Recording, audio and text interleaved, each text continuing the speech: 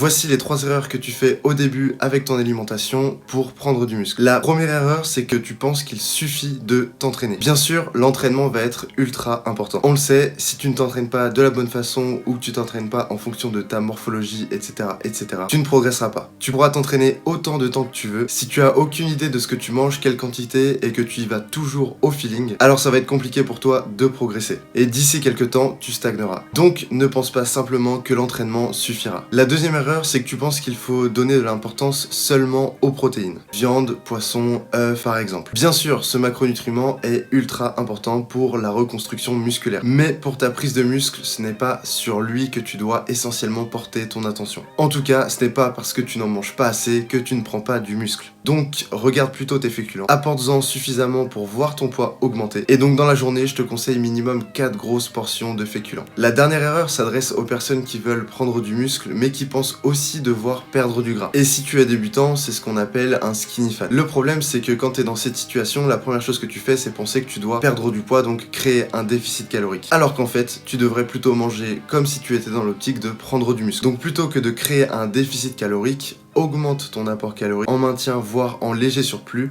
et là tu verras ton métabolisme s'accélérer. Et donc, tu perdras du gras.